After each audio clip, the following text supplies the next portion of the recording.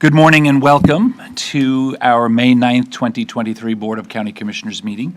I'd like to call the meeting to order and start with an invocation by Air Force Chaplain Jonathan Dobbs, who then will also be leading us in the Pledge of Allegiance. For the first time, we have the invocation and the pledge from the same person. We're very appreciative of that. Sir, if you would come forward, if you would all please rise. Good morning and welcome. Good morning, sir. Good morning, Commissioners. Thanks for letting me be here. Let's pray together. Almighty God, Lord Jesus, thank you for this day. Thank you for the gift of life. Thank you for all the families that are represented here. Thank you for the heartbeats last night as we were sleeping, and for the breath in our lungs, for the food on the table, the clothes on our shoulders, and for our homes and our families, our spouses, our marriages, and the gift of life. I thank you for our city commissioners and our county commissioners and our state representatives. I thank you for Martin County. What a great place to live. I pray that it would continue to be for years to come. Lord, I just want to pray right now for each commissioner. I just want to pray for Mr. Doug Smith. I pray for Miss Stacy Hetherington. I pray for Mr. Harold Jenkins, Miss Sarah Hurd, Mr. Edward Campy. Just pray your blessing on their lives, their families, their marriages if they're married. I just pray you give them wisdom. I pray you give them help from every side. I pray for resources. I pray for protection in their personal lives. I pray you'd help them in any way, because we all go through things. I just pray you'd lead them, you'd guide them, you'd direct them. I pray also for our first responders. I pray for Chief Tuminelli over at the Stewart Police Department. I pray for Chief Vince Felician over at Stewart Fire. I pray for Chief Chad Chinchilli. I pray for Sheriff Snyder. I pray you'd lead, guide, and direct them in their efforts. Please help them to keep us safe. Pray your blessing on all the families involved. I pray for our President, Joe Biden. I pray for our Congress and our Senate. And I just pray you'd lead, guide, and direct us in this season in America. There's a lot of brokenness. Please heal it, Lord. And please use our leaders to make wise and good decisions. I pray your blessing on all that is going on today, all of the plans, everything that we are going to see before this commission. I just pray your favor, your help, your mercy and grace, and I pray it in Jesus' name. Amen.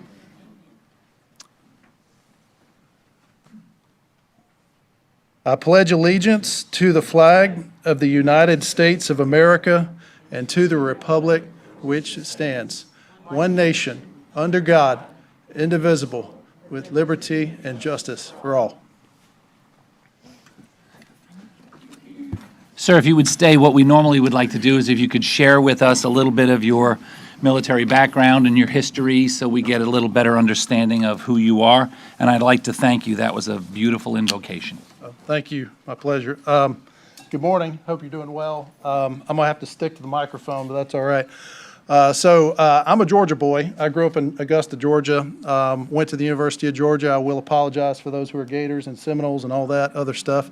I've been married to my wife, Lauren, for 22 years, four kids in the house, 6 kids total, got 2 who have launched. I joined the military in '97 and didn't know what I wanted to do with my life, so I joined the Air National Guard. I became a weekend warrior. Became an aircraft mechanic. I worked on F-16 fighter airplanes in the Carolina Air National Guard. Loved it, had a great experience. Got an opportunity to become an aircraft maintenance officer through ROTC. So in 2002, I graduated from Georgia after marrying my wife, which was a wiser choice.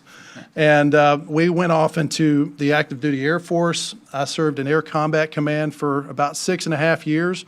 Thought I was going to do that for the rest of my career, and God has a sense of humor. He gave me an opportunity to go into seminary. I surrendered my career, which I was going to be a commander probably the next 3 years, to missionary service, and went overseas to Asia.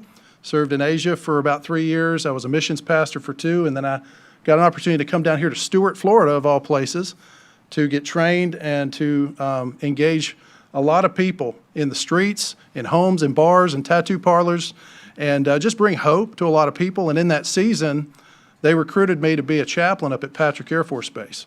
And so I became a reserve chaplain. I did that for about 2.5, 3 years. We had a helicopter go down in Iraq while I was the chaplain up there. and we were able to, I had to pull out of work here in Martin County, serve a lot of the families, lay them to rest, do the memorial services, and then I got pulled back on active duty. Normally, you don't get to do that. And 2019, started back on regular Air Force, served for the last 2.5, almost 3 years. My last job, I was the installation chaplain up at Pope Army Airfield, up at Fort Bragg, and thought I was going to finish my career again, but the vaccine mandates stopped me from being able to finish my career. But even though that happened, we wanted to serve warriors. We had a chance to come alongside warriors. I serve with a group called Walking with Warriors with first responders and military. We love the military and we love Martin County, and we're thankful. And so I just want you to know we're grateful for this opportunity, and I love serving in the military. Thank you, sir. Yes, sir. I'll take it.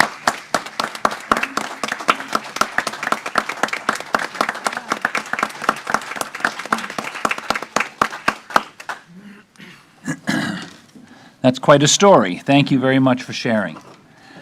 Okay, the agenda. It's always anticlimactic when we go from that. Now let me tell you about the agenda.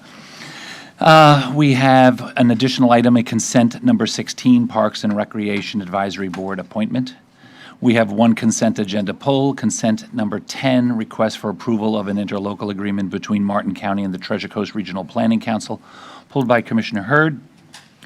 We have two items that we have a request to withdraw, public hearing number 3 and public hearing number 4. They are withdrawn and will return on June 6th. And I believe that is everything at this time. Tell me those two again, please. The last two. I'm sorry? Public hearing 1 and, Public hearing 3 and 4. wait. Want a motion? Yes, please. Move approval of the agenda, the consent agenda with the additional item of consent, number 16, and the poll of number 10, and the withdrawal of public hearing item 3 and 4. Thank you very much. I'll second that. Thank you. We have a motion to accept the agenda as presented by Commissioner Smith, seconded by Commissioner Heatherington. All those in favor? Aye. Aye. All those opposed? That motion carries unanimously. Thank you. We have some proclamations this morning, a lot of things to be happy and thankful for in our community. The first proclamation, actually, before we have one that we need to have a motion for, Proclamation number 2, adopt and present a proclamation declaring Travel and Tourism Week in Martin County. I'd entertain a motion for that. Move to approve. Thank you. We have a motion by Commissioner Jenkins for Proclamation number 2, seconded by Commissioner Heatherington. All those in favor? Aye. Aye. All those opposed? That motion carries unanimously. Now we can present that one. Ms. Beaupre is here. She does an excellent job every time in presenting these, and then takes the photographs, so she's doing double duty. Our first one is Stamp Out Hunger Day in Martin County. Good morning, Commissioners. Every year on the second Saturday in May, letter carriers across the country collect non-perishable food as part of the nation's largest one-day food drive, distributing the donations to local food banks. It is important to note that all food collected in our community stays in our community, and we support carriers' efforts to help those in need. Further, the board recognizes all letter carriers and local pantry services for their hard work and commitment to their communities. And here to accept, we have Jenny Carson with House of Hope.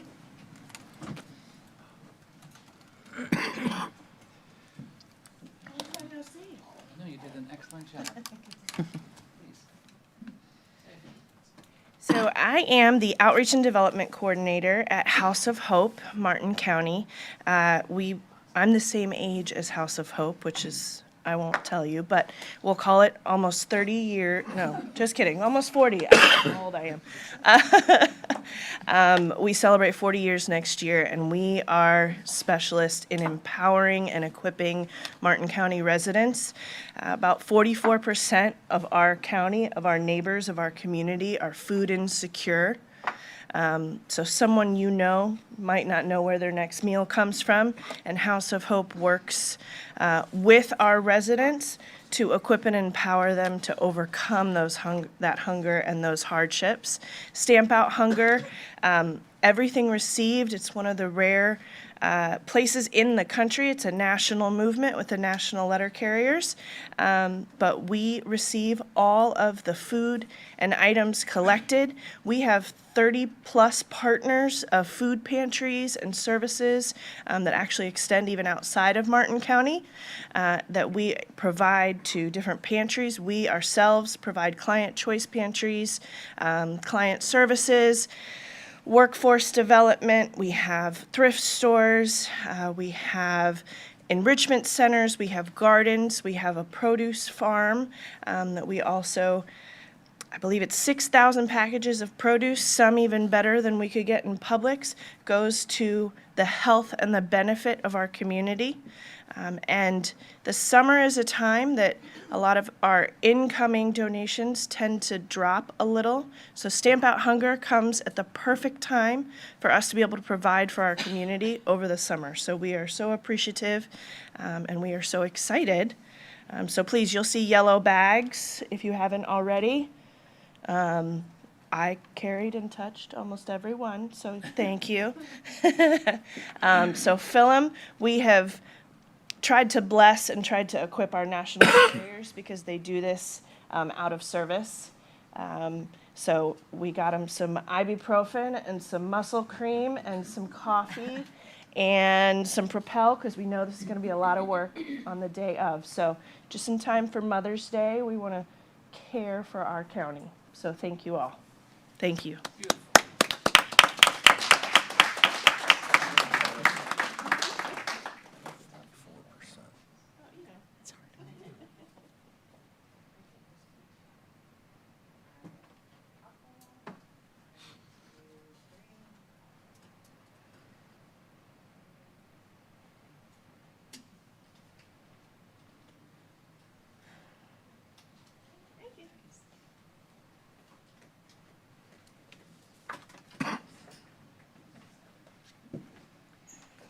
Our next proclamation is recognizing human trafficking awareness in Martin County, Florida.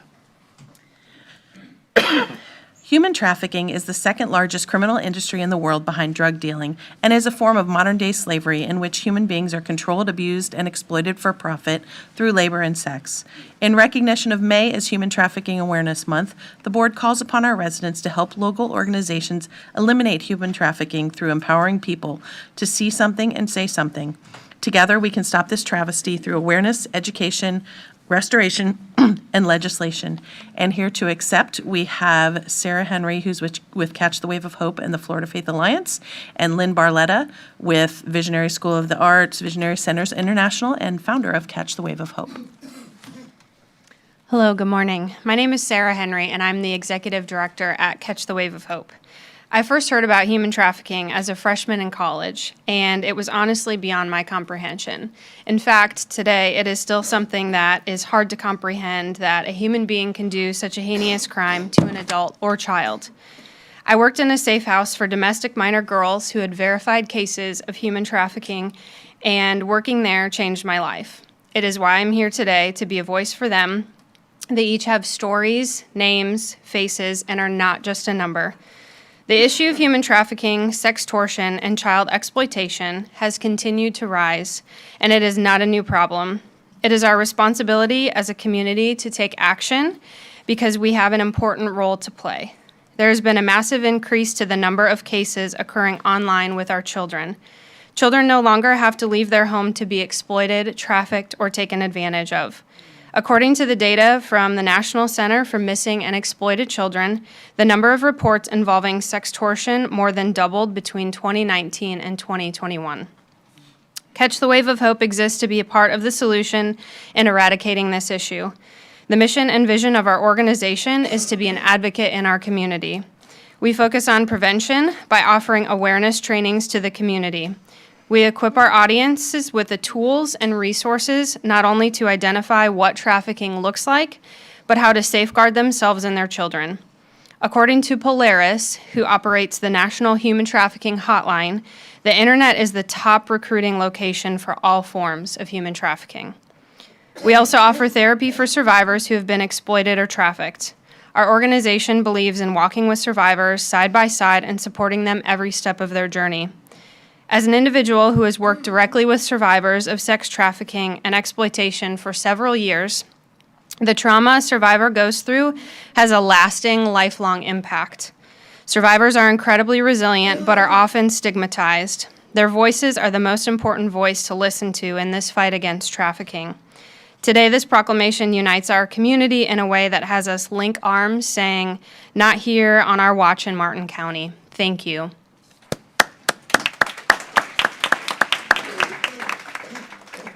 Thank you so much, Commissioners, for helping our community to become aware of the fastest growing crime in the world, child trafficking.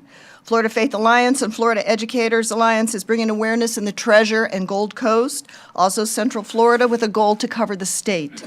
We offer restorative art programs for child and adult survivors that has been shown to help with PTSD and healing. We've also been working with legislation, and Bill SB 1690 just passed in the Florida State House to make hotels and safe houses accountable, and there's more to come. FFA has established liaisons with our Sheriff's Department, also Homeland Security, who has an office right here in Stewart. As we are bringing awareness to principals, teachers, churches, and synagogues, we recently turned in a tip that contributed to the arrest of one of the men who were trying to pick up children at bus stops right here in Martin County. That was one of 3 child predator arrests since December of 2022. Martin County is a wonderful community, but traffickers don't honor county lines, and they transport their victims from county to county as part of their slave trade. My team turned in a tip before the pandemic that led to a bust in Golden Gate that was connected to Lake Worth, that was connected to Indiantown. Women and children were rescued right here in our community. It was a large ring servicing hundreds of men. But awareness is a powerful force, and it's for us to unite and fight with as we collaborate with organizations, with law enforcement, with educators, and with leaders, government leaders like yourselves. So that is the call to action. We will be back for more, and we thank you so much. And I want to thank my presenter team. I want to thank Sarah and Catch the Wave of Hope, because collaboration is the key. Thank you.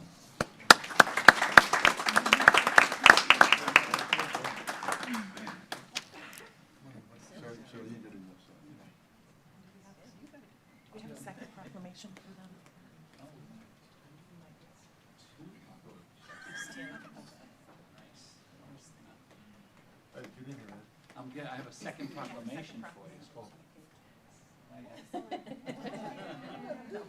Now you have doubles. All right. Couple here. 1, 2, 3.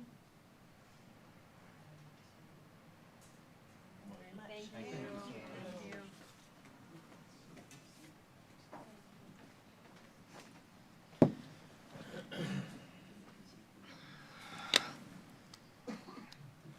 Our next proclamation is declaring Memorial Day in Martin County, Florida. Since our nation's earliest days, America has been blessed with an unbroken chain of patriots who have served our country with honor and distinction. From Concord to Kandahar, generations of brave warriors have fought for freedom across the sand and snow, over mud and mountains, into lonely deserts, and through crowded streets. The board recognizes May 29th, 2023 as Memorial Day and calls upon all citizens to take the time to remember those who served and sacrificed to be sure this nation remains the bastion of freedom we all have been privileged to enjoy. And here to accept, we have Dan McHenry, who is our Veteran Service Officer. Yes, thank you very much. I don't have anything prepared. I never want to miss an opportunity to thank the board of our 67 counties. We have the best Board of County Commissioners, the best administrator, and of course, Michelle Miller, our boss. You guys provide such great support for our 14,000 veterans and families here in Martin County, and we're just so proud and thankful for your support. Indeed, Memorial Day on the 29th, we will be hosting yet another parade and ceremony that kicks off at 10 o'clock at Memorial Park. Hope you can be there, and anyone tuned in can be there.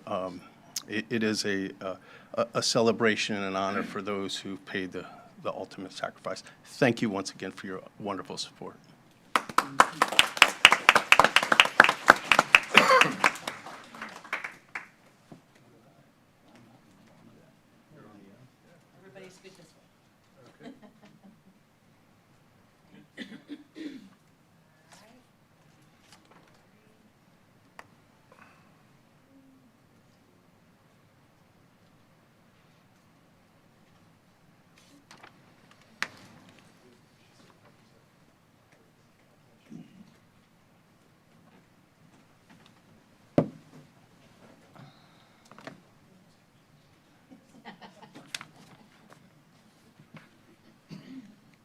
Ready for another one, Laura? I am. Yes, you are.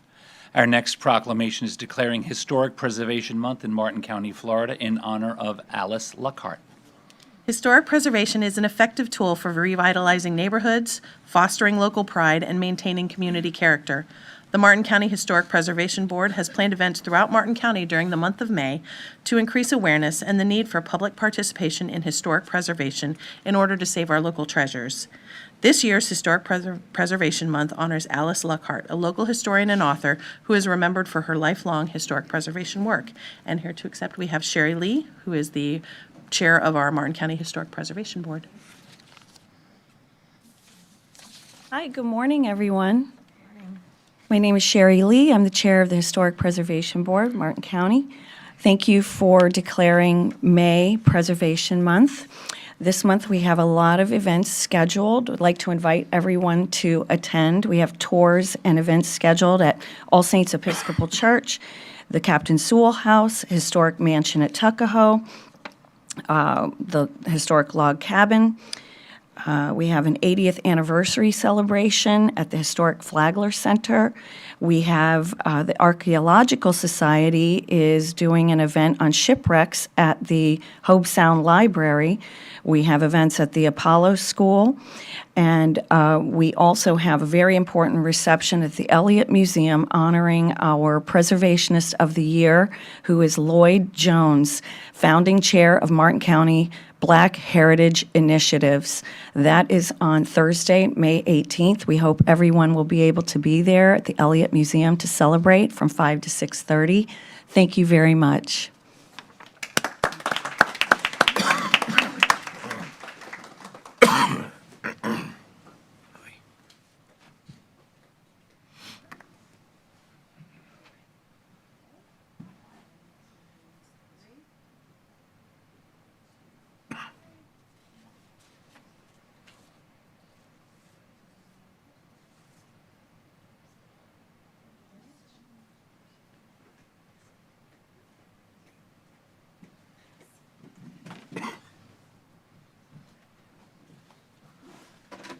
And our last one this morning is the one we just voted on earlier, declaring Travel and Tourism Week in Martin County, Florida.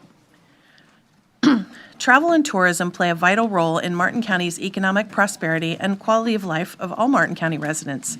National Travel and Tourism Week provides an opportunity to recognize the important contributions of the tourism industry to our community and to encourage residents and visitors alike to explore and enjoy all that Martin County has to offer.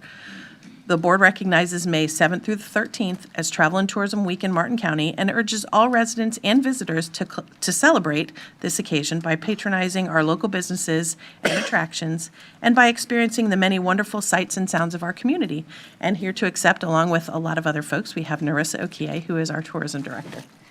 Got a posse.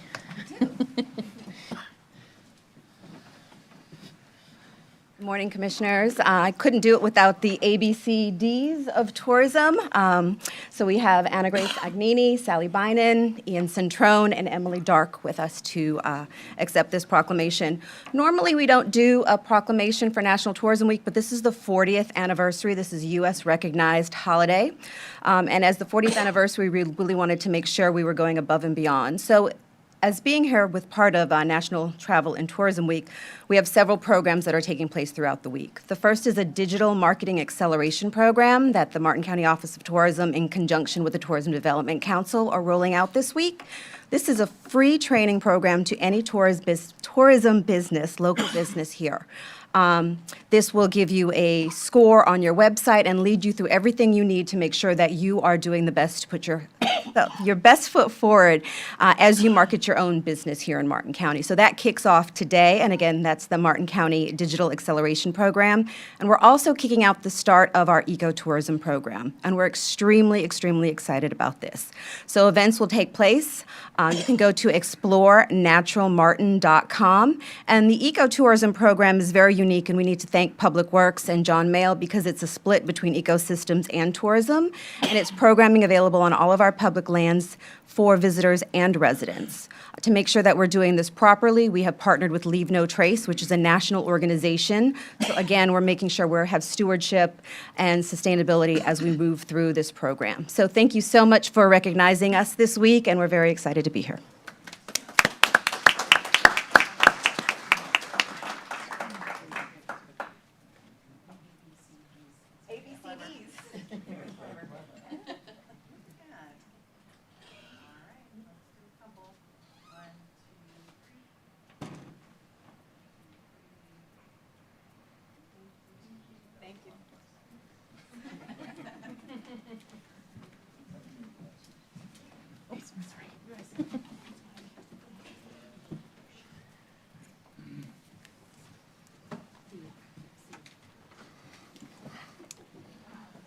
Okay, thank you very much for that.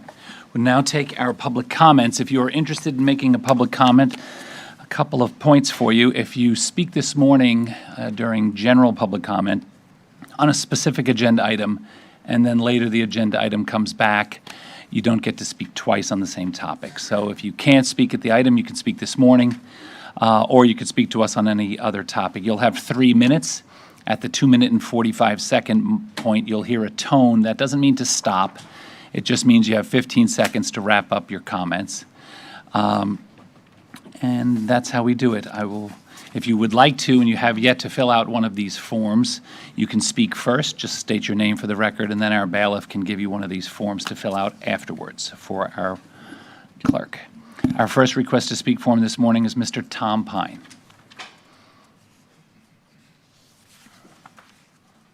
Mr. Pine, good morning and welcome.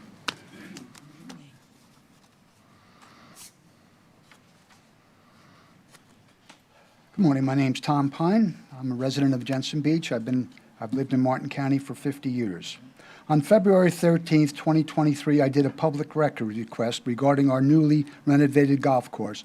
I asked for the original cost estimate of the county golf course master design plan and the original cost estimate of construction. Now that some time has passed, I would like the final cost of the county golf course master design plan and the final cost of construction. I would also like the building that houses the bar, restaurant, and high-end hitting bays separated out. For this request, I was charged $40, and it took 2 months. The answer I got was reminiscent of the days during the illegal expansion of runway 1230 at the Stewart Airport, a first-class dog and pony show. I got about 60 pages of information, but nothing relative to my question. In the real world, these people that came up with this scheme would have been fired, but not in Martin County government. They are patted on the back for keeping the public in the dark as to where our tax dollars are going. As I wait with bated breath to hear our county's definition of the consent agenda, I have read the definition on Google and on Robert's Rules of Order, and it clearly states routine expenditures is what belongs in the consent agenda. That means things like the cost overruns at the county golf course don't belong hidden in the consent agenda. Special rental deals of county buildings with your buddies in the Chamber of Commerce don't belong hidden in the consent agenda. Hidden in the consent today that don't belong there, $2.3 million in contracts for drainage infrastructure renovation, $750,000 to help the county obtain grants, $667,430 for restroom and laundry room replacement. These are not routine expenditures, and therefore they do not belong in the consent agenda. If the county changes the use of the consent agenda to suit them, they will also have to change the meaning of morals and integrity, because the consent agenda, morals, and integrity are all closely intertwined. What you permit, you promote. What you allow, you encourage. What you condone, you own. We want our sidewalks back in downtown Jensen Beach. We don't care how much the Chamber of Commerce helped the four of you get elected. We want our sidewalks back. Thank you for your time. Thank you, sir. Our next request to speak for is Andrew Weber.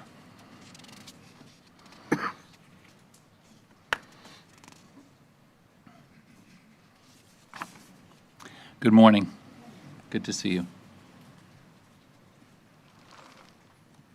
Good morning. My name is Andra Weber. My husband and I own 7505 Canner Highway, and it's up for a proposed for final site plan for the golf course next door. We just want to make sure, we were told that a residential property would be going next to this. We own 20 acres of agricultural land, the golf course, and next to it would be a residential property. We want to make sure that there is a buffer between that residential property that does not seem to have an entrance to it, as there are only 2 entrances granted on this site plan. And we just want to make sure that there is something between what would be our agricultural land and this proposed site plan for the golf course. Thank you. Thank you. Our next request to speak form is Jay Warford. I'd like to respectfully let my colleagues be, he's going to talk on one subject, and you guys have our own subject. I'll let him go, whatever his name comes out. What is his name? Bill Flynn is our next request to speak form.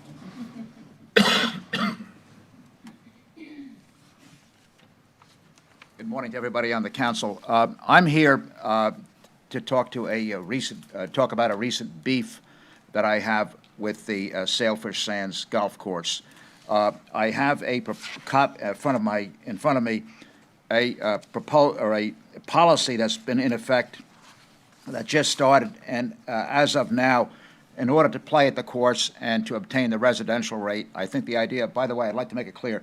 Residential rate and non-residential rate, I personally think, for a lot of reasons, I won't take up your time, they should take a second look at the non-residential rate, have one rate only. But in any event, now the county is requiring that anybody who plays at the course, in order to obtain a favorable residential rate, which is about par with no puns intended on the word par, but is about the same as every other golf course in the area that I've seen, in order to obtain that to play at Martin County, you have to have a Martin County driver's license, Florida driver's license. This is new. I think it's horrible. We have many people in our group. We live in Conquistador, but there are many other groups around, no doubt, that play there where the people own property. They've owned it for years.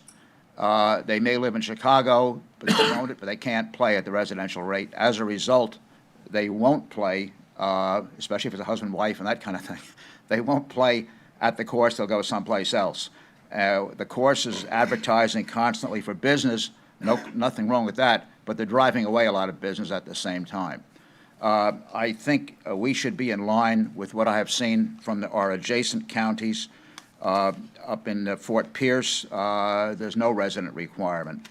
Down in Pompano Beach, a copy of the lease, of your lease agreement, and a few other things is all that's required. In the library here, for example, to get a library card, all you need is a copy of your lease. In adjacent Palm Beach County, I think they have the same policy in effect to play as they do in Pompano. Basically, copy of your lease agreement and you can play. I haven't verified this. I don't have a research board or anything like this, but I'm saying this in good faith. I think that you should. I have a copy of the lease of the current policy. If anybody would like it, is it proper to hand it out here or not? You can hand it to our attorney or our bailiff. She's the attorney. Oh, yeah. Okay. The bailiff is the one that would tase you. Okay, listen, I think you get the point. I thank you very much for your time, and I hope you'll review the situation, and I would hope that there'll be a change forthcoming in the county policy and in those who can play on the course as residents. Thanks very much. Have a good day. Thank you. Bye-bye. Don't leave. No, I mean, you can sit down, but don't leave the room. That's not an order, that's just a recommendation. But I plan on discussing what you mentioned soon. Mr. Warford, would you like to go now? Basically, I'll be very brief. I live in the same my name is Jay. I've been here about 4 or 5 years full-time now, and I have a home right next door to the golf course. So very vested interest in its success. And I also want to say, it's marvelous what you guys have done out there. The course is in absolutely great shape. The people are doing a really good job of maintaining it, and the services is great. The only thing that I would really like to add to what he said is, it would be nice to have a way to have some sort of feedback, a suggestion program, so those of us that play out there can have a little bit of input as to some suggestions. And we think that it might also add in the profitability and the efficiency of it as well. So that's really all I have to say. Thanks for your time. Thank you very much, sir. Appreciate that. Our next request to speak form is Mr. Richard McDonald. And those of you that are waiting for the CARES graduation and fire prevention, they're coming up next. Sir, good morning and welcome back.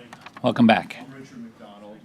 Most people up here know who I am or met me before. So this was somebody that I met probably around 2007. His name is Leon Charlie Green, and he was working, well, not working, but he was going to the jail for like 18 years, and he wasn't getting paid to do it. And when I did the public defender, private detective thing, we became friends. And he would tell me how he taught people how to read, how he advocated for them in the jail, and he got them jobs and everything. And one day, his car had smoke coming out. And, you know, I've been pretty lucky. I always sell something or do something. So I had money on me. I gave him $500. And then the next time I seen him, he was wearing this chaplain shirt.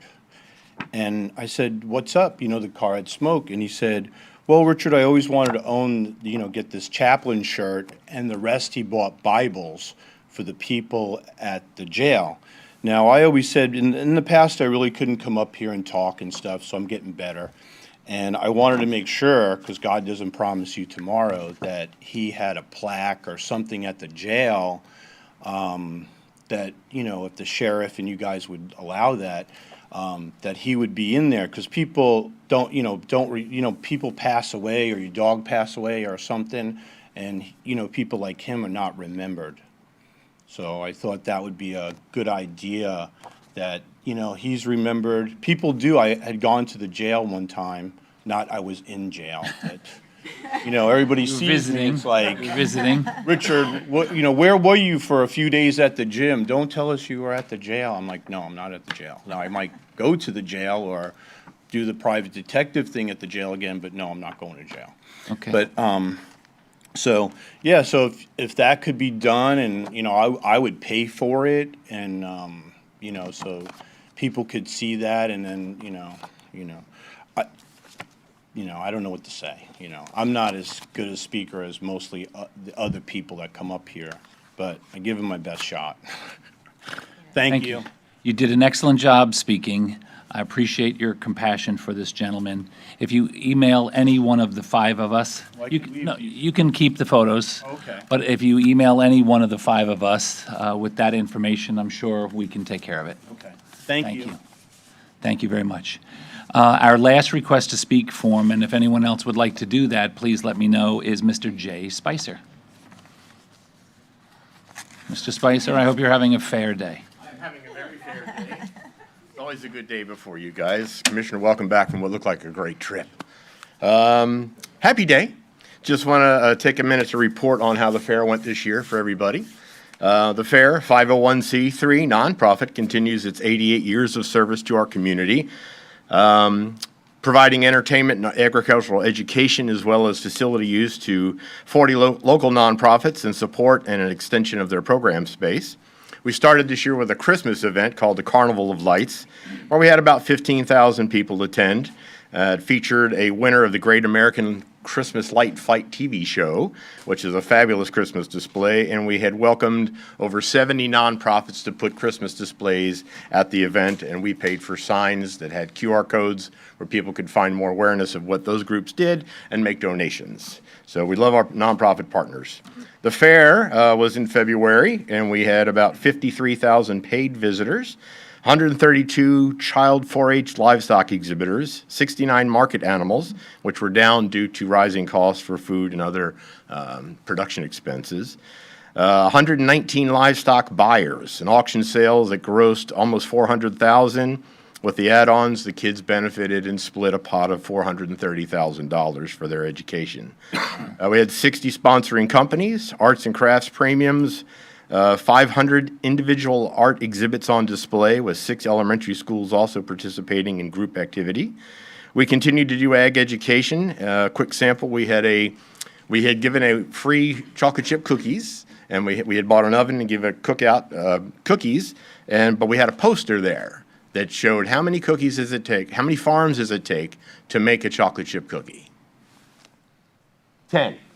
10 different farms need to exist for you to have the ingredients to make cookies. We had an award-winning science activity zone again this year. We put in, working with our partners from the Hope Center for Autism, a autism sensory safe room with quiet activities for kids to decompress out of all the lights and noise. We did provide 2 sensory safe nights, running our carnival for 2 hours or 2 different nights with no lights or music in the midway, so they could have an experience for themselves. We delivered the finest in entertainment. We included America's Got Talent Golden Buzzer winner this year, the Fearless Florist, which was welcomed and received very well.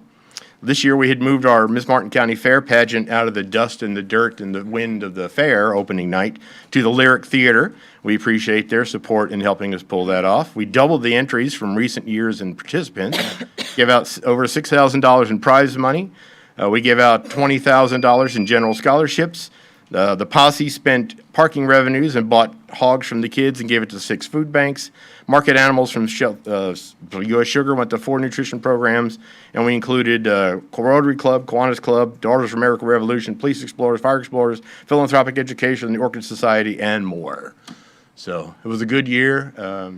Our revenues, we stayed on budget, and will sustain us and support our community for the rest of the year. Thank you. Thank you, sir, very much. Very active and successful year. Thanks.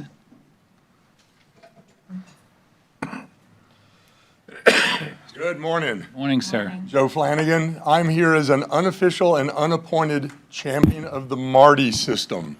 For those of you that I have on Facebook as friends, you see that I post every chance I get. It's a great system. It is so underutilized. And I hear so many people in the public saying, oh my gosh, it's a waste of taxpayers' money because nobody ever rides it. So when I was the director of transportation for the school district, it took me about 10 days to change a route and to change a stop.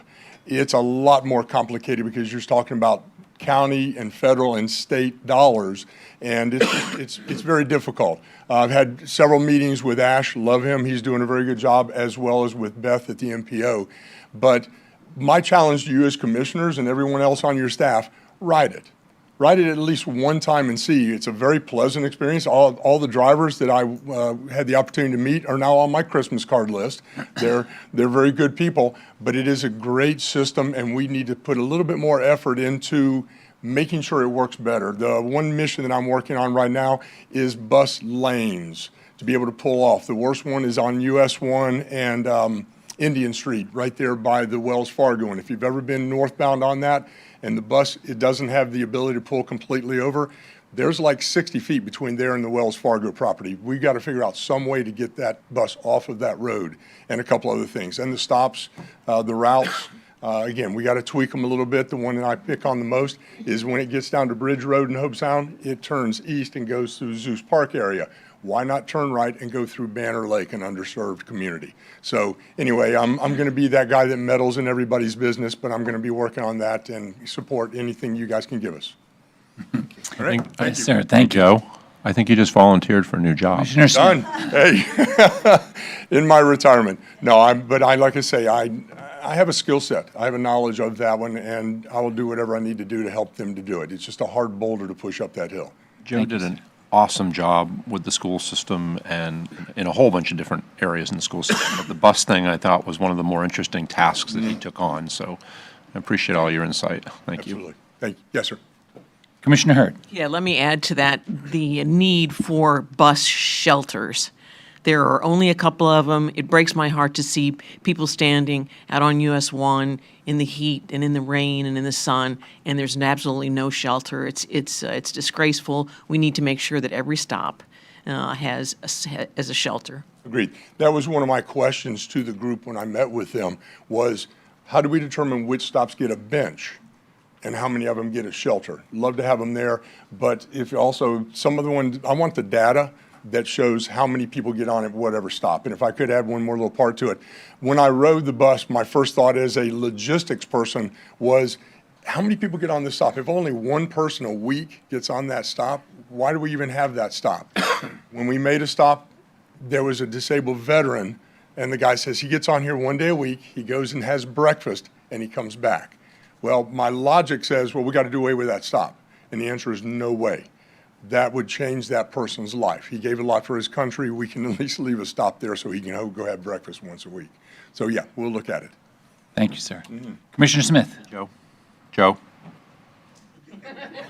You can't just Not come so up. fast, my you just friend. can't come up and throw out that. Yeah. The shelter thing, from what I recall, we got a grant early on to do the shelters that we got, or that we have. So the ones that you see today, I think that are out there were a prescribed amount.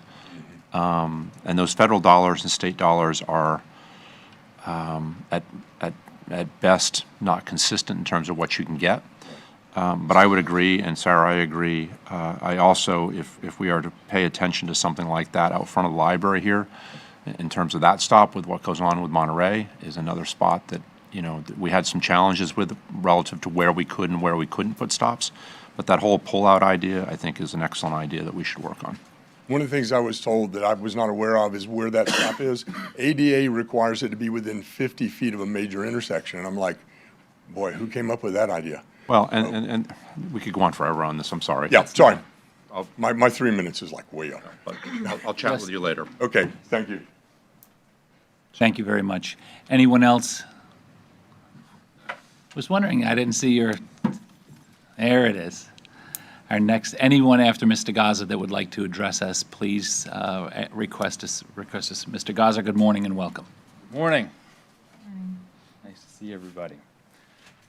My name is Zach Gaza, and today I'm going to use my 3-minute public comment opportunity to talk about Palmar.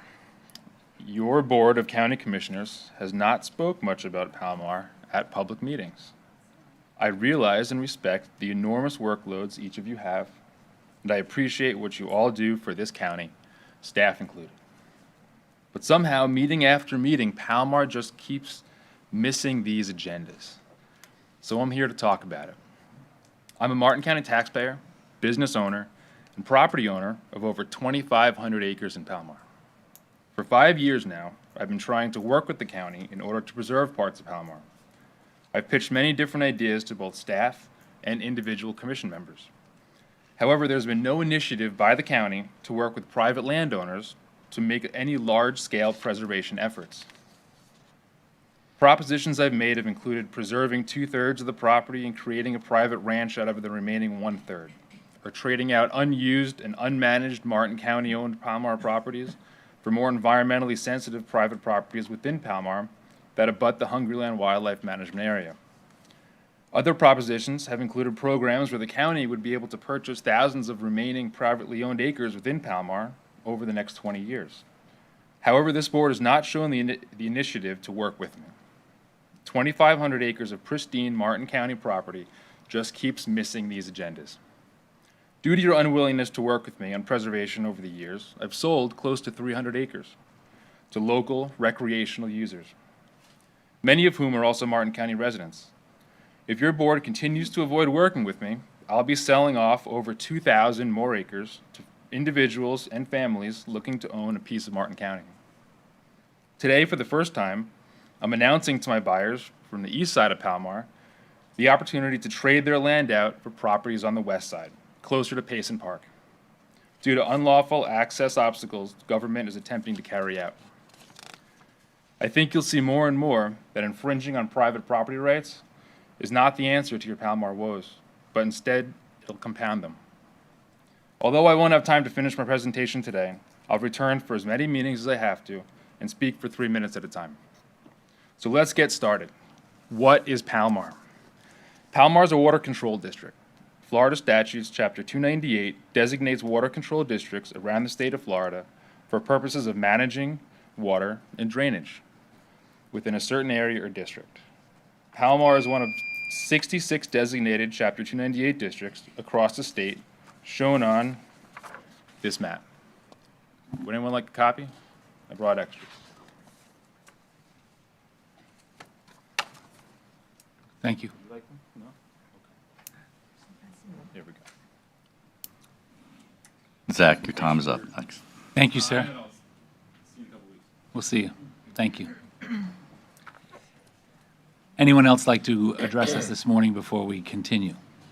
Seeing none, I'd like to take up a proclamation presentation. Presentation of the preservation of Martin County, presentation of Martin County Fire Rescue's fire prevention with a special recognition award for Safety Council from Safety Council of Palm Beach County. It'll be presented by, not the names that are on my sheet, but these three fine-looking gentlemen. The one on the crutches has stood in the back of the room the entire time. Gentlemen, good morning, and thank you for what you do. Good morning. For the record, my name is Division Chief of Admin Christian Montoya, Martin County Fire Rescue. I'm joined alongside Deputy Fire Marshal Chris Hansen, as well as Josh Jenkins, Community Risk Reduction Specialist. Recently, the fine gentlemen of fire prevention were recognized for some awards. As you may know, Martin County Fire Rescue, not only do we provide life safety to the residents of Martin County, one of the most underlooked things that we do is fire prevention. So with these awards, we were, through the Safety Council of the Palm Beaches, they were recognized for a couple programs, and I'll speak a little bit about those. Community Connect is the first one. Community Connect is a program that we have through First Due that was recently brought through the first couple, 2 years ago. I have someone here to help with. Community Connect, if you look in the front, there is that flyer there. It's got a QR code. You can sign up for it. What Community Connect essentially does is allows everybody the ability to provide essential information as the first responders and emergency personnel is responding to the incident, where pets are located, special needs, people on oxygen, any type of those things. We're able to secure those locations, and we know where they're at. One of the other things that they were recognized for was the residential readiness. Residential readiness is a program that we offer to the residents of Martin County to keep them safe, to the underserved communities, as well as people who need other assistance. Some of that does include fire alarms, smoke detectors. So the smoke detector program that we offer, in 2022, we offered over 110 smoke detectors that were installed to the residents of Martin County. And then finally, the last one I'll speak about is the Martin Cares program, which you're going to be recognized in graduates of that recently. So the Martin Cares program is one of the integral parts that we do with that is through fire prevention, is to show the side-by-side smoke burn simulator, as it has some stuff inside of it as well. And we also do fire extinguishers, that we do a program that Josh Jenkins does. That's very well with that. So that's it. We just wanted to talk to you a little bit about fire prevention and what we do on a day-to-day basis. Thank you so much. Appreciate that.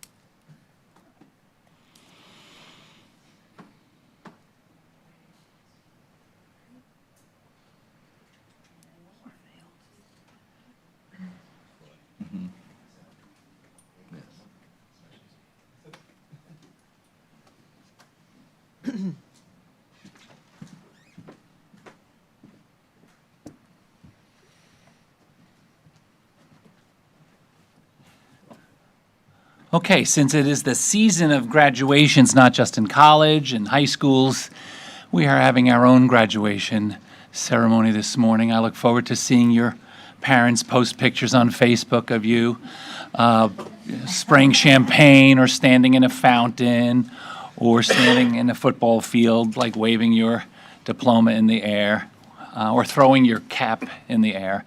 Mr. Stokas will be making the presentation. He's sort of the principal of the CARES High School. And so The CARES program, if you're not familiar with it, is a program that the county runs free of charge for residents. We do how many a year? 2 a year. The season is over, but they pick back up in the fall of next year. January, in the winter of next year. There's 2 different seasons. They are 6 Thursday mornings. And you go to different locations in the county. You speak to and are presented by nearly all of the departments, fire rescue, as you heard, sheriff's office, all of our departments. And then I have never run into a graduate that said it was a waste of time. I think the program is enlightening, it's interesting, it's entertaining. I'd like to thank our staff that works very hard behind the scenes to make it look easy, because it's not. And with that, Mr. Stokas, would you please announce our most recent graduates? Sure. Good morning, Commissioners, members of the public. Today I'm pleased to welcome some representatives of our 62nd CARES class. Through our CARES class, Martin County provides our residents an opportunity to meet people who plan and build projects, carefully manage tax dollars, and are stewards of our land. They learn about our county's history, tour county facilities, and gain a strong understanding of how our local government works. Additionally, we are always excited to have a few employees in the class. It provides perspective, strengthens connections, and gives them the opportunity to see some of the projects and places as well as people they work with, but have never had the opportunity to meet face-to-face or see the project through completion. These folks have spent 6 days with us learning more about how we use taxpayer funds to manage programs and projects benefiting the residents, visitors, and the environment. Upon completion of the program, they have now joined nearly 3,000 other residents who have firsthand knowledge of the structure and function of county government. I'd like to read the names of the entire class in alphabetical order, and I invite those representatives to present to come up as their name is called and join us for a photo here, entering the well on my left. And Commissioners, if you could please come down for the photo opportunity. Also want to take an opportunity to thank Martha Ann Kness and Dana Stonebreaker, especially for their assistance in this program. Good morning. And I am for sure and without a doubt going to mess up at least 1 or 2 of these names. But Anna Grace Agnini. I'll probably mess that one up actually. So Lee Baggett, Shelby Baker, Jody Borecki, Katie Carroll, Carrie Casper, Emily Dark, Sandra Ellingson, Stephanie Enos, Mark Fecto, Barbara Faye Dor Cheek, Samuel Grimm, Patty Higginbotham, Karen Higara, Tracy Hurt, Larisha and Jerry Yacamino, Dana Carroll, John Lang, Kelly Lehman, Linall and David McGee, Carol and John McDonald, we'll go with that. I apologize, Carol and John.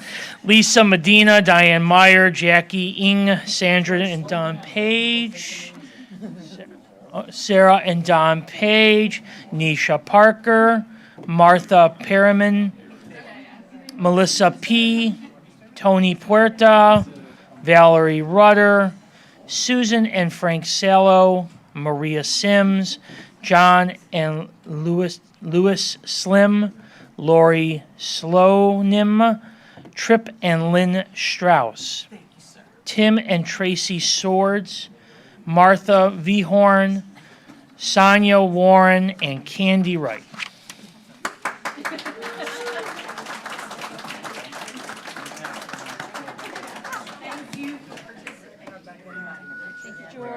Let's do a group picture, guys. You can go on both sides. Do a photo and then we'll go out there if you want. And then I'll lead you out and I'll give you.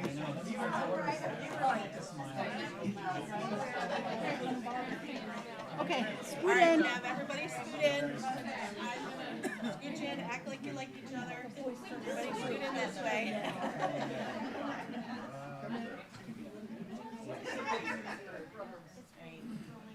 Handful right here. All right. I need everybody to smile. Don't close your eyes. Take a few. 1, 2, 3. It's like trying to find everybody's faces. Thank you very much. Guys, come this way. We can go this way? Or let's get Yeah, grab your stuff. Meeting out in the lobby. We'll get some tickets in the lobby.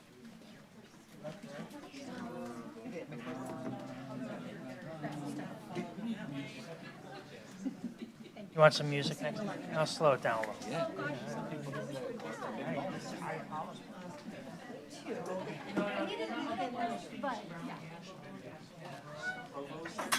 Okay. George, how many, George, George, how many people were in that class? Which is why there'd be a no. 43, I think? 43, that's what I was going to say. Okay, we thank you for hanging in there, all of the inner workings of the meeting. Time's up. We've used up all our time for the day, so the rest of the agenda will be, no. If only it were that easy. We have now commissioner comments, and we will start with you, Commissioner Hurd. I'm set. Thank you, Commissioner Jenkins. I'm good, thank you. How about that, Commissioner Heatherington? Oh, well, speaking of graduates, because our next meeting is June 6th, so our high school graduates will have graduated. My Including? son including. He's graduating from Martin County High School next week. Today is their very last day of school, actually, the seniors. So congratulations to all of the graduates in Martin County, and we're very proud of you, and wishing all the fabulous mothers out there a very happy Mother's Day this weekend. That's fantastic. Well done. Boom, boom. Commissioner Smith? All set and ditto. Wow. I'll see you in 16 years for that same. Yes. Yeah, just 16 short years for you, Commissioner Smith, and you'll be up here saying, congratulations to my daughter. Couple of things. One, since we are congratulating, I'll take a moment of personal privilege. This coming week, I will be going to Annapolis, where my son will be graduating from the U.S. Naval Academy. And thank you. Thank you. I will share that. That's his. I don't mean to sound braggy. He did all the work. And then he'll be going on to Pensacola to become a naval aviator pilot. Nice. So very exciting. After spending a month in Indonesia, which that's what everyone does when you graduate, right? Of course. So I did not pay for that. The other point that I wanted to make for Parks and Rec is the comment that we heard this morning about the golf course. I appreciate all of the fine accolades of the course. But I agree with our two speakers that a residency issue versus a non-resident issue, I get that. I think they have that everywhere in the country on all sorts of different things. We've had issues with boat ramps where our residents have asked that there be a residency benefit for Martin County residents for Martin County boat ramps. But we can't do that because we have taken grant money from the state and federal government to do those, so we couldn't. However, I do believe that the concept of having a residency versus non-residency benefit for residents at the course makes sense. However, being in Florida with so many snowbirds and so many folks that live in two different locations, if you live in Ohio or Michigan or New Jersey or California, it doesn't mean that you also don't officially live here. Now, I know that there's homestead issues and those kind of taxation issues, but getting onto your local golf course shouldn't require a driver's license because many people don't want to switch their driver's license from their state that they spend some of their time. But ours is better looking. I would make a suggestion to my colleagues that hopefully will resonate in Parks and Rec, that a lease for a rental property or a title for a property that you own should be enough of an ID for proving that you have some, you're paying taxes here, you're living here, you didn't just stop by to play golf. So I would ask that that be taken care of.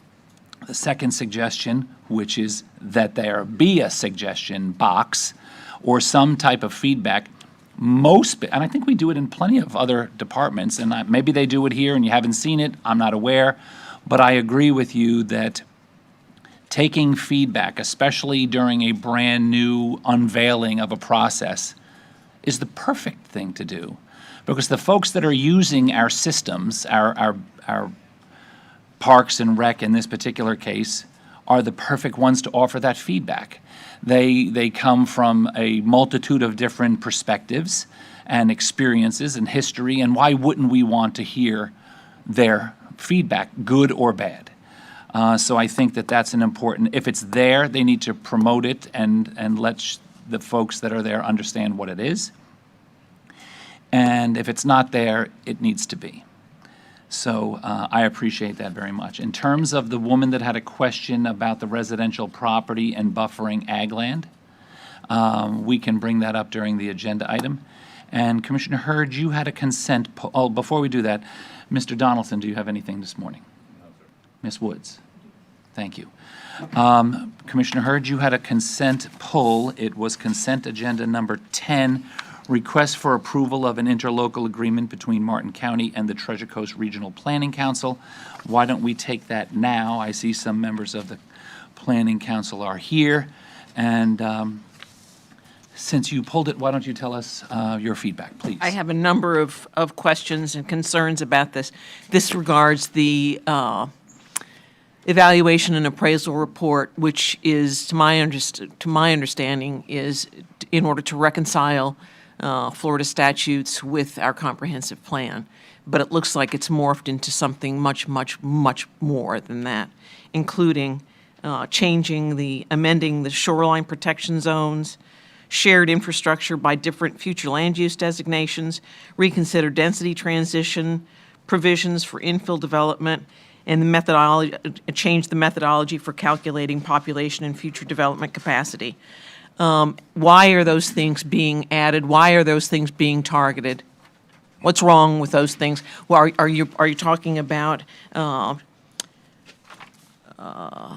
decreasing shoreline protections? Are you talking about decreasing density transitions, increasing them? For the record, Clyde Doolin, Comprehensive Planning Administrator. Commissioner, this is part of the evaluation and appraisal report process.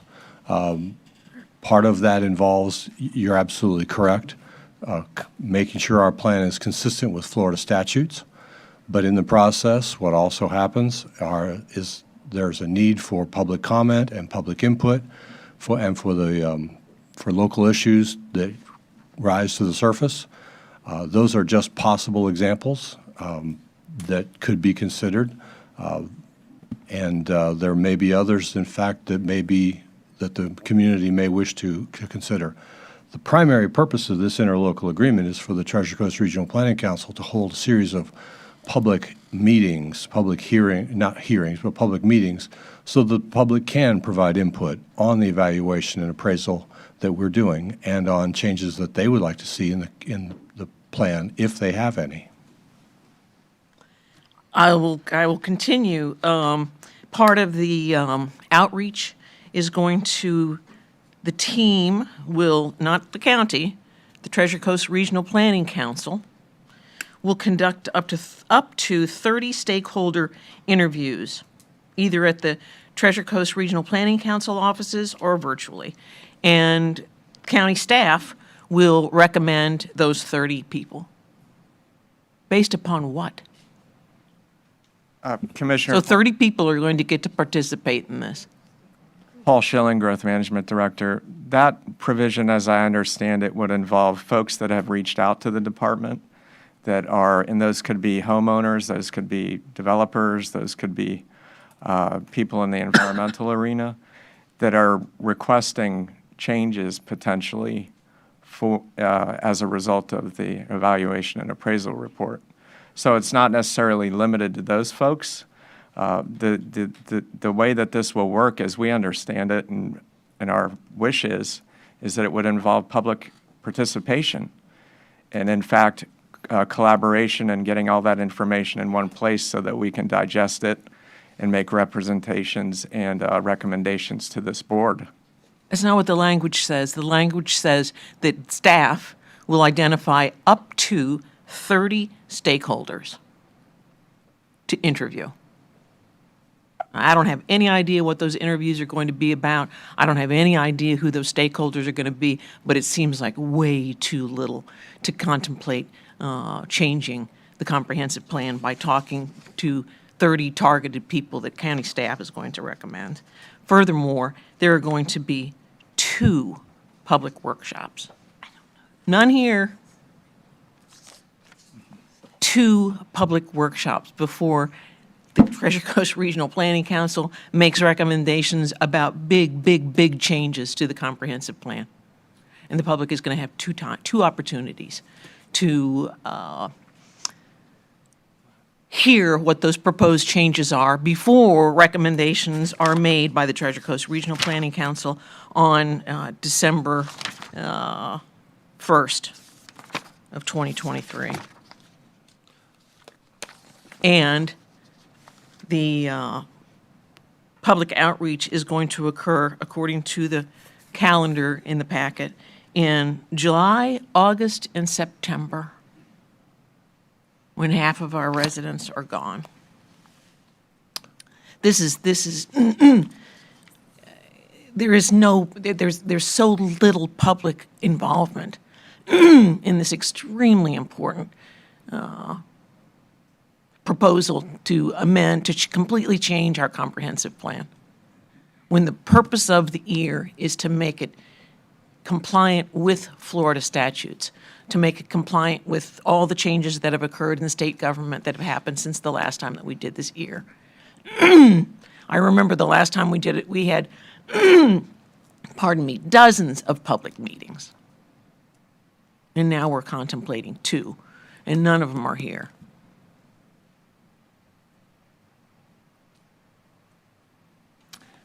Mr. Donaldson. I was just going to state that, we've had a number of presentations over the last year, one in particular on resiliency, and there were some suggestions at that time that you consider how we would deal with some of the provisions of road elevations and how people's properties interface with the river, how we were going to address that. So that's part of the issue related to shoreline protection, dealing with existing properties. And your Economic Council also had several provisions that asked us to consider.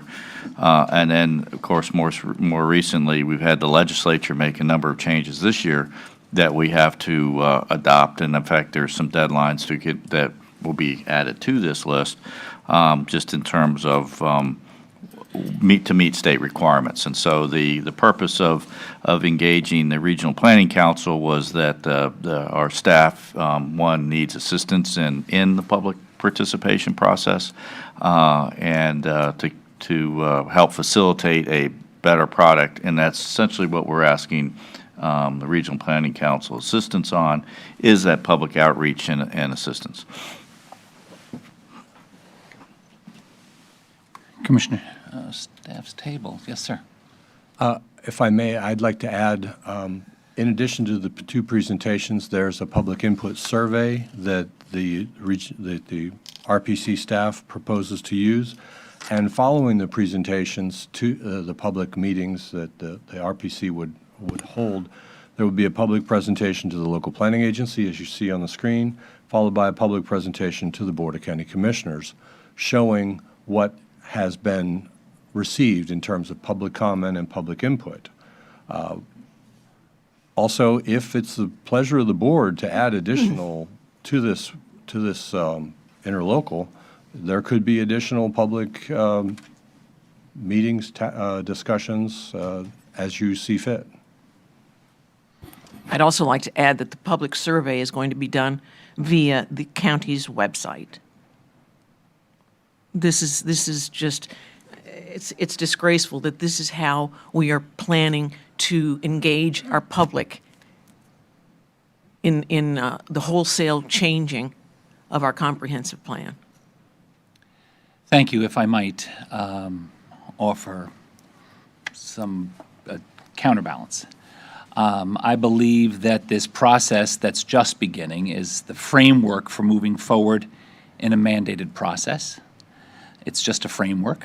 And I think that, and look, with all due respect to my colleague, Commissioner Hurd, many of her comments are not surprising. She is very concerned about any changes at all to the comprehensive plan and to different codes and and regulations, I get that, but some, and I know that it's dramatic, but the wholesale change or complete destruction or, and I'm just paraphrasing, of our comprehensive plan is not what this is about. I don't believe it'll end up being that. I get that you are upset by this process, suggestion of this process, but I don't think it'll be as dramatic as you're making it sound.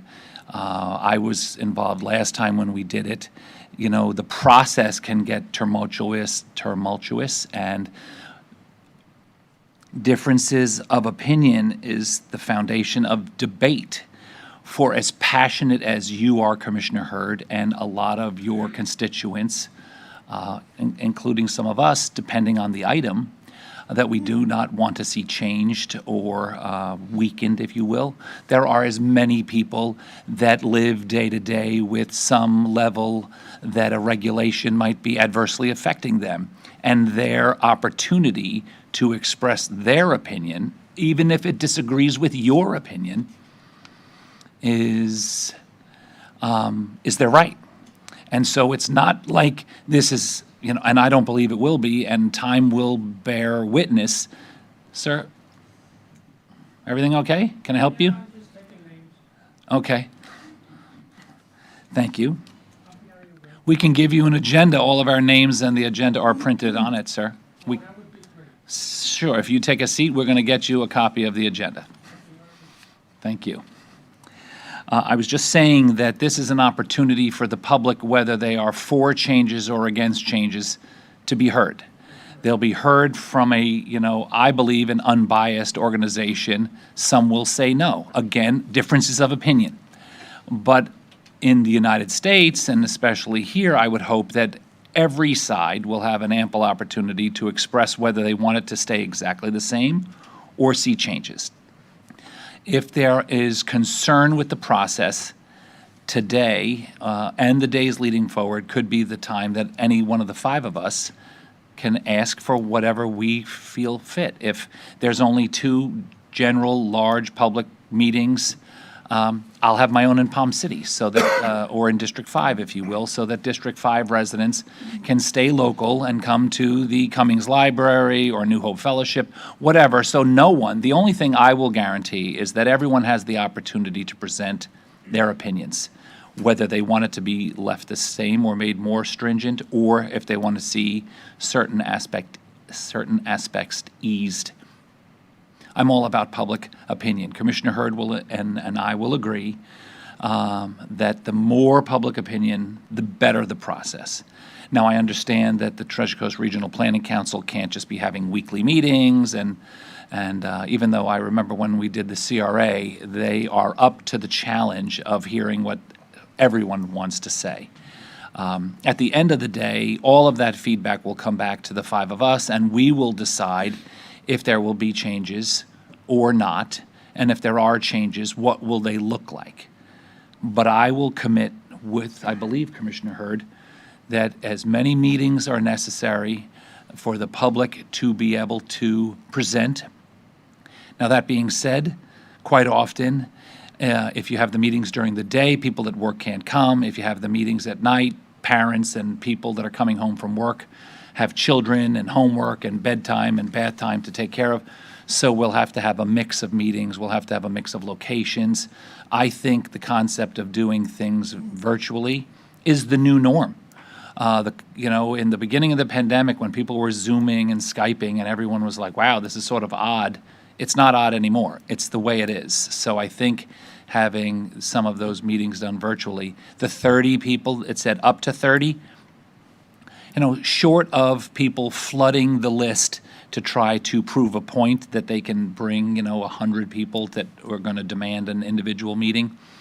It also you didn't mention that it could be a group, an association, organization that would be one meeting representing hundreds of people. So I don't know if we're going to take the first 30 people that sign up and that would be the end of it. But I do agree that at some point that you have analysis paralysis, or that you just overwhelm a system designed to let people participate purely for the idea of overwhelming the system. And with that, we'll start with Commissioner Smith and then back to you, Commissioner Hurd. Mr. Chair, I think one of the more important, things you touched on, the work that I've been able to do with the Regional Planning Council over the last 20-plus years, there is or are no one better in the industry of doing public outreach. They are by far the most skilled, most talented, most inclusive, just by DNA, organization that exists, period. We've hired consultants before on different types of structures that we are involved in, and the thoroughness and the ability to outreach and get people to put on paper what they're thinking and to document what they're thinking and to take all of that stuff and mash it into a response to us, there is no better. And we are incredibly fortunate that they are right here in our community. They're not in Fort Lauderdale, they're not in Miami, they're not in Orlando, they're right in Stewart. And so the ability to understand our local community, understand the footprint which we operate in, but also understand the requirements of the state and understand the expectations that there will be things that we will not like, that the state is mandating on us that we will have to incorporate. This year was an unprecedented year with that energy, and the years to come are only going to get harder, I think. And so explaining and getting and helping our public understand those nuances of what is our role and what is the state's role and what are they telling us we are going to do or they have decided we are going to do is, I think, one of the more important segments of this conversation, that in this requirement, it will give us the opportunity to share that with the public and get them to better understand that relationship between state and local government and where we have say and where we don't have say. But I agree with your comments, Commissioner, and I have no doubt that if the RPC sees moving into this that we need more engagement, I have no doubt that they will let us know and they will facilitate that very, very well. Thank you. Thank you. Commissioner Hurd. Yeah, it's Martin County's comprehensive plan, not the Treasure Coast Regional Planning Council's comprehensive plan. If we're going to be contemplating revisions, we should be the ones doing that outreach, figuring out, focusing on what revisions are going to be made. We are 5 elected representatives, they are not. Furthermore, we're going to be paying $83,000 in order to have someone else do our job.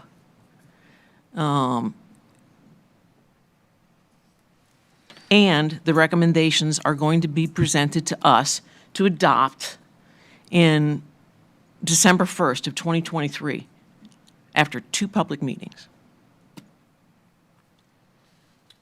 This is a dangerous precedent to set. I feel that the comprehensive plan will be weakened on December 1st of 2023. Again, I appreciate your opinion. I would disagree with some of that. I think it's not uncommon that organizations hire professionals to consult and participate. We have requested that our staff that is staffed at a level that I believe is appropriate, but sometimes people come and go, and when you have a smaller staff, a single person to depart can change the requirements that our staff is absolutely responsible for reviewing and planning. So when I looked at the, I'm not a tremendous fan of outside consultants. However, when appropriate, it's appropriate. And when we select, as Commissioner Smith said, an organization that is, I'm sure, award-winning and prized, if you like what they come up with, you think they're geniuses. If you do not like what they come up with, then they're complete hacks. I think that they have done a remarkable job of understanding and navigating. And to Commissioner Smith's point, they're locals. They understand exactly the ebb and flow of Martin County. They're not from Tampa or Miami, where they'd have to come up here and understand who the players are and what the vibe of Martin County is. They already get that. So for $83,000, which I think is a reasonable dollar amount, in a world where everything is much more expensive than it used to be. I thought that that was an appropriate number. There's going to be a lot of work. I do take issue with you saying that we are somehow giving up our responsibilities. The skill set and the resumes and the history and experience that the folks at the Treasure Coast Regional Planning Council have and our growth management experts have, I don't have that skill set. I have other skill sets, but I wouldn't say that the five of us, which have an eclectic background of experience, would be able to take on this very technical and important job. It's mandated by the state of Florida, so it's not like we just decided to do that. And the sky is falling strategy, or this is a disgrace, in my opinion, is a little over the top. The process hasn't even begun yet. We might get to December 1st and everyone might be very comfortable with the fact that it is what it is, that it stayed very close to the same, or there were a couple minor changes that changed. What the most important thing that I've heard this morning was from Commissioner Smith, who said, we have not seen anything yet. The Live Local law, not the legislation anymore, the law. I have been spending time trying to educate groups of people, and Mr. Schilling and I had an opportunity to speak to 60 or 70 people in Palm City recently. I don't believe our general public has any idea what took place in Tallahassee. It is so complex that our professionals and professionals that do this out of the county are still wading through the 94 pages of the legislation when most, and we're going to talk about it this afternoon during our legislative wrap-up, it passed the Senate on the first day of session unanimously. All of the Republicans and all of the Democrats agreed on the Live Local law. We had a press conference right in this very room where we explained very cautiously to Mr. Donaldson's very big concerns that this statewide one-size-fits-all change in developmental rules and regulations might be terrific in Tampa or Jacksonville or Orlando, but might not work well in Stewart. And word came down from Tallahassee to me, and I don't know about my colleagues, but to me, because I was the one speaking at the press conference, to be quiet and to not rock the boat. And it passed. And it's quickly got to the governor's desk and it's signed. It will dramatically change what's going to happen here. And so this timing with this year, I think, is appropriate because Commissioner Hurd and Commissioner Smith have been up here for a long time. They've seen all sorts of comings and goings. And both of them, I think, as our historians on the board would tell you, it's historic. The changes that were made this year will dramatically change. And I'm not going to start to get into all of them, but for what we already know, our residents will be very surprised. And if we don't take proactive steps to show that we get it next year or the year after, Tallahassee will tell us what we need to get. So I think it's important that we sort of take a mild, middle-of-the-road approach to this so that we at least look like we understand what we're being told to do. Because if we're going to be one of those counties that don't, someone else upstate in Tallahassee will tell us how it's going to look. And Commissioner Hurd, you'll have no voice in that conversation. None of us will. We'll hear from a new voice right now, Commissioner Hetherington. That was a lot. All right, I'll echo some of those comments, and I'll just summarize that I think the opportunity to have Treasure Coast Regional Planning do public outreach, that's the most important thing. So you're going to facilitate the outreach. If we need more than, some meetings and, stakeholder groups, I take those as, up to 30 some odd stakeholder groups with different input. And I like the idea of putting it on our website and have people being able to take a survey, and they may not attend a meeting, but they might be able to provide some comments. And then the Regional Planning Council, I assume, will take all that input and data and wrap it up. And then at the end of the day, staff will get that feedback, and staff will present it to us five, and we'll get to make the ultimate determination. So I think it's necessary. I think the public outreach is good. Treasure Coast Regional Planning did a good job with the CRA. The outreach was phenomenal, and I've used them just to do some traffic calming, community meetings in my district, and the facilitation of gathering that input and putting it together was most certainly helpful, and it was most certainly helpful to the residents. So I like the public interaction, and I think I will certainly do something in my district, and if we need more, then I think we could probably add that in. Thank you. Commissioner Smith. Two last points. Paul, I assume that you'll be working with the Regional Planning Council throughout the process. Yes, of course. Well, I understand that, but maybe the way it was sort of talked about was that here, Regional Planning Council, you go away, you do all this, and we'll see you in 6 months in December. It will be not quite constant communication, but it will be regularly scheduled communication as to updates and progress and pain points, so forth and so on. Right. I assumed that. I just wanted the public to hear you all say that you're not walking away from this effort. We haven't hired the Regional Planning Council to be the sole purpose of doing this. You will have engagement throughout the entire process. Yes, sir. Second part of that, that I think probably most of the public probably doesn't know or maybe doesn't understand, is the relationship between the Regional Planning Council and the 4 counties that they serve, or that they are. We are quasi-governmental partners. All 4 counties pay into the Regional Planning Council. We have a contribution level that we participate in by population base. And we have, I think we have 3 board members from the county on the Regional Planning Council, 2 or 1 at large and 2 full-time. Plus, well, the county for this purpose, but we also have city representation, and we also have gubernatorial appointees. So we are fully engaged as board members of the Regional Planning Council and have ownership in the Regional Planning Council. So it's not as if the Regional Planning Council is an outside agency that has absolutely no connection to Martin County whatsoever. They very much are welded to the hip with us and have been for 30-plus years or so, right? So they are our partners. They are as much, I view them as much of our staff as the 2 gentlemen sitting at our table, and they treat us and work with us as such. So I would expect and have no doubt that they will produce for us a very well thought through, very well organized, and very well produced program that we will then decide whether we like that or not. Thank you, Mr. Chair. And with that, do you want a motion or do you want to ask for public?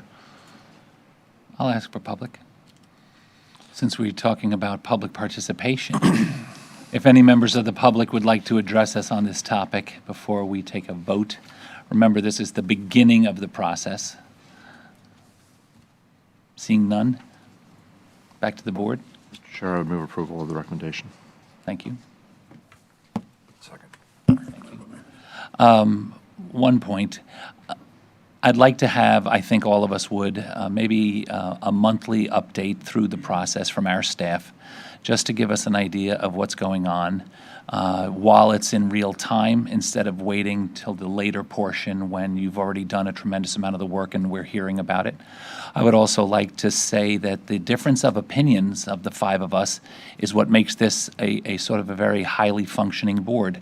I know that, and today is just another example of it, that Commissioner Hurd will hold our staff's feet to the fire, will stay on top of the Treasure Coast Regional Planning Council. Whether she votes for this today or not, I don't know if she will.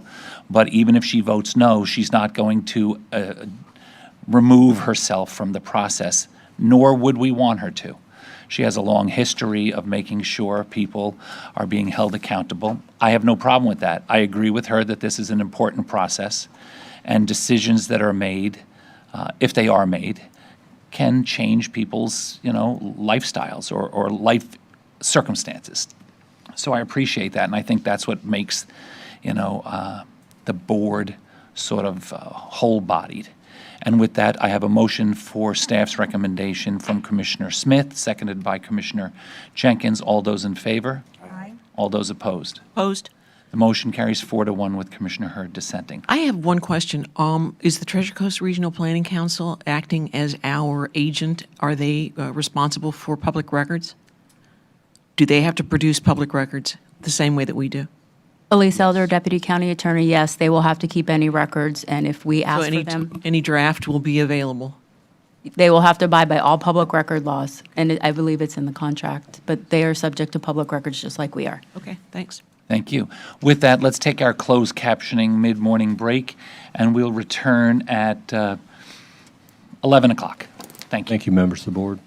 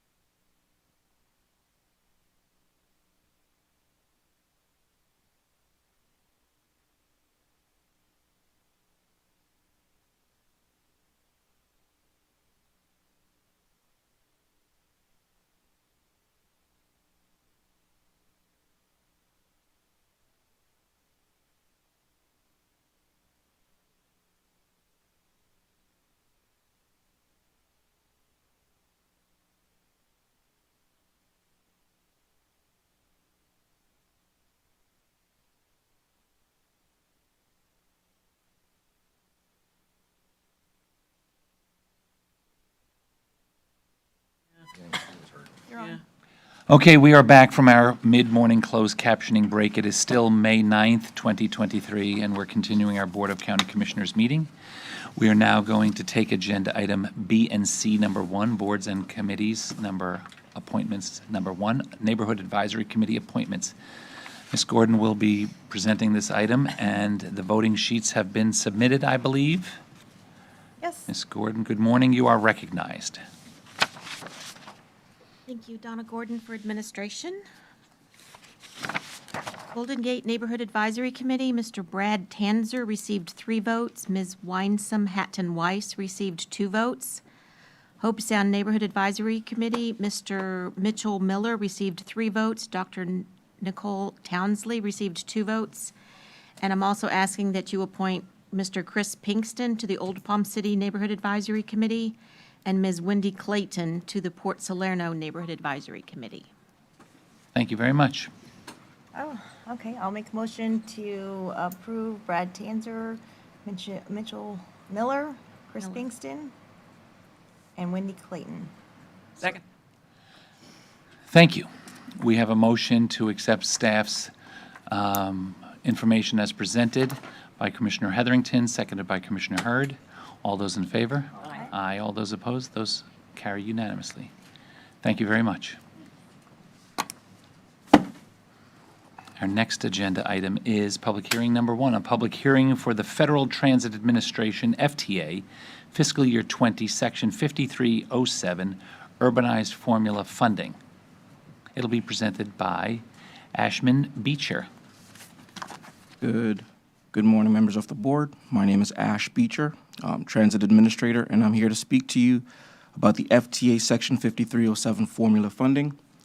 So Martin County's public transit system is partially funded by a Federal Transit Administration grant that must be applied for each year. The grant application requires Martin County Board of County Commissioners to conduct a public hearing that encourages public participation and opportunities for the community to comment on the program of projects for the filing of the FY 2020 Section 5307 grant application.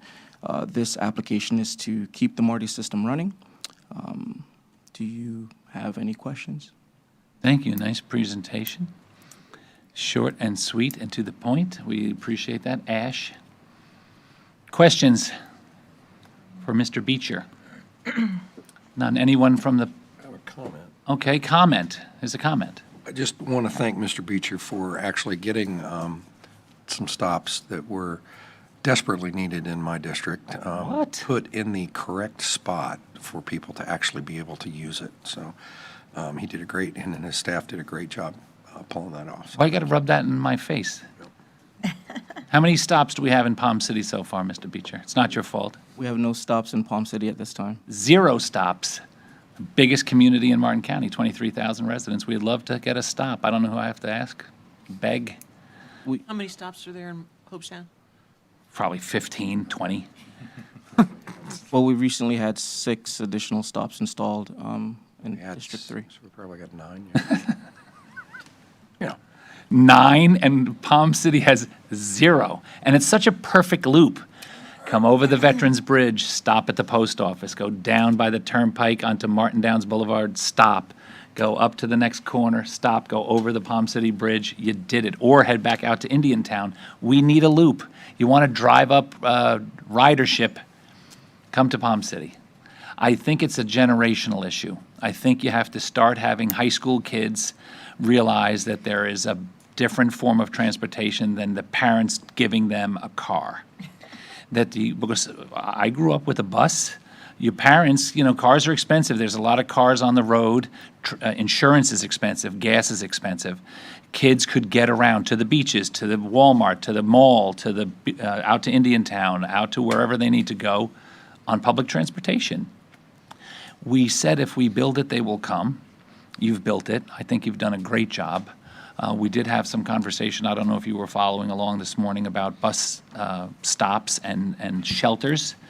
Commissioner Smith educated us that there was funding that came for the amount of shelters that were necessary. Many of us here and that are listening have traveled. I've been to some cities that have gorgeous bus shelters that are like architecturally sort of appropriate to the communities that they're in. I'd love to see that, especially in Palm City. But, and then the other suggestion this morning was that the buses have to have the complete, sort of the cut into the, to the sidewalk or the curb, if you will, so that the bus can completely come out of the travel lane and so that people can use it more. There was a suggestion at heading north on US 1, just north of Indian Street, about where the Wells Fargo and the Kia is, that it's a little dangerous for folks to get off there. You also received accolades this morning from Joe Flanagan, who volunteered his full and complete time and support for anything that you would need. You know, and he was rebuffing that there is some comments about that it would be easier to get rid of the system. You know, I remember a long time ago, before the system was really as robust as it was, that I used to say it would be less expensive to just go around and pick up the people that needed to be picked up in a cab, or now Uber. But I disagree with that. I think we need to double down on the process, because Indian River County, which we consider our sister county in population and geographic kind of size, how many riders do they have compared to us? 10 times as many riders? We have 90,000 and they have over 1 million, right? So it's not like the system can't work or that folks in Florida don't want to ride. And you've invented and created a perfect system. We just need to have more people ride it, and you can start that process by putting some stops in Palm City. We are working on a plan of action for a Palm City route. I also have a meeting with the Florida Department of Transportation regarding that US 1 and Indian recommendation from Mr. Flanagan. I believe his assessment of the system was fair. And shelters, you know, we have, of course, you have to look at the capital costs of installing additional shelters, and there's also right-of-way to consider.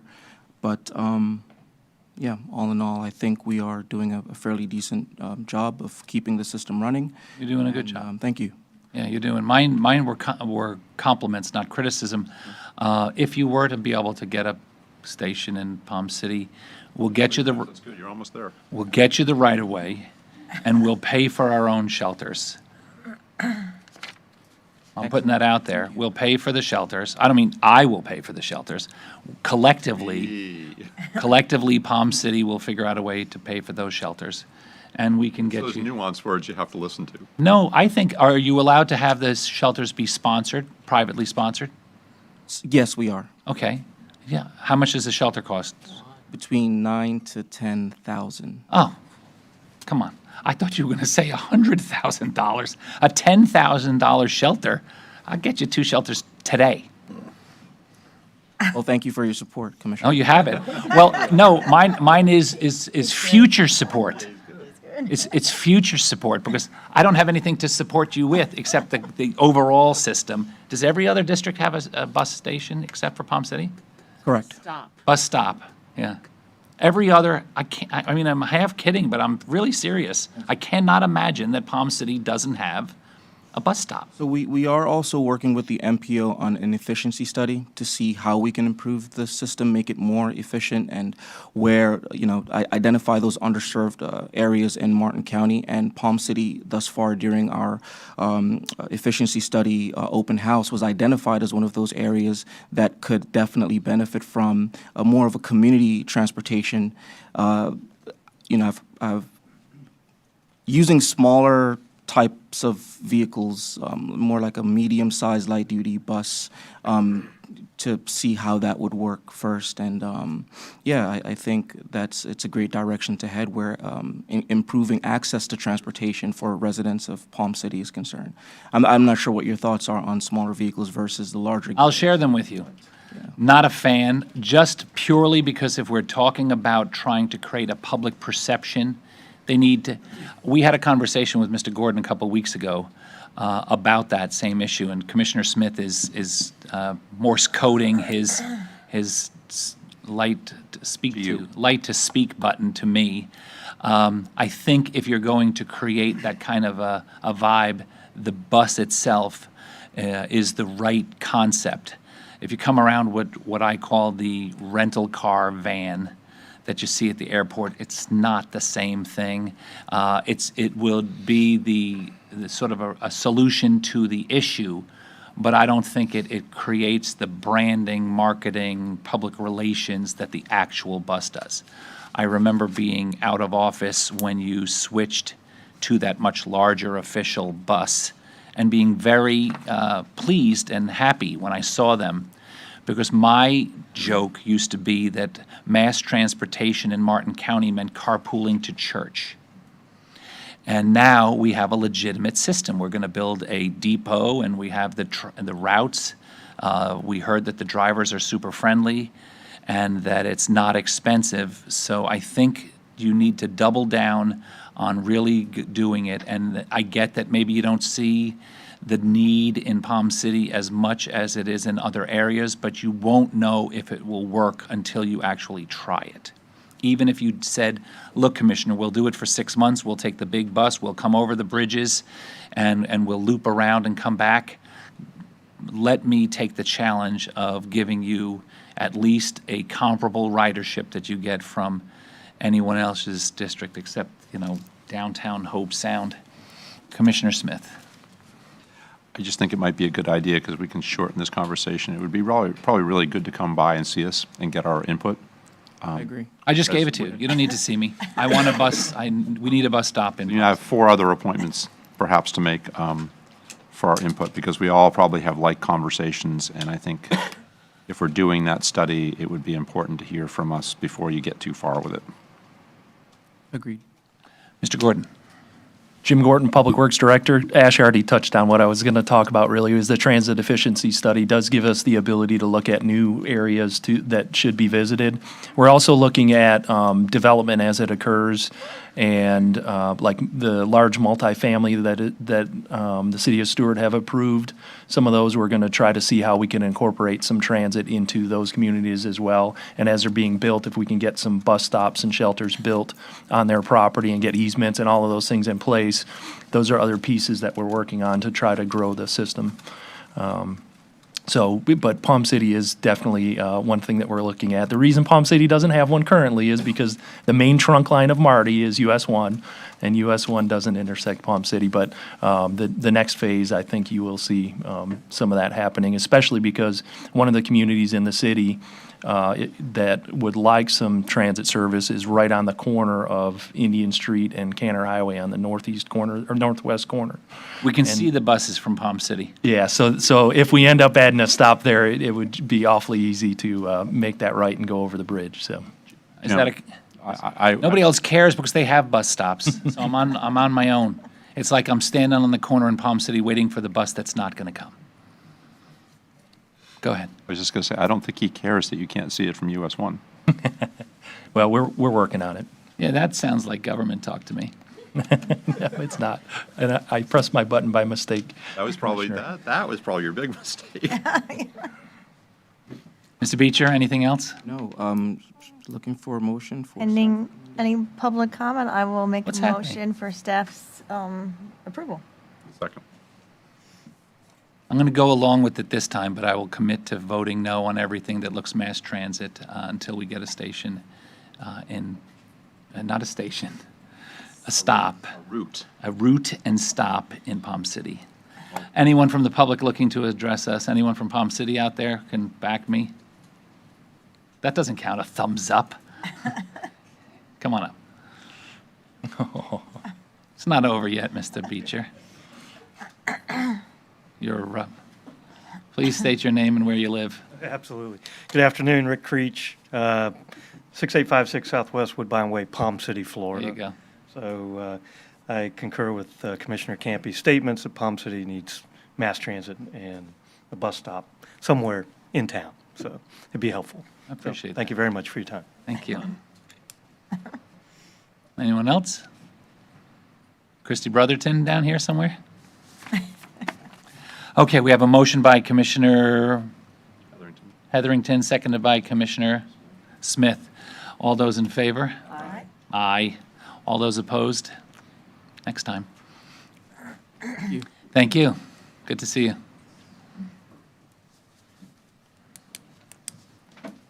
Our next agenda item is public hearing number 2, a public hearing to consider adoption of an ordinance amending portions of Article 12, Community Redevelopment Code, Land Development Regulations, Martin County Code related to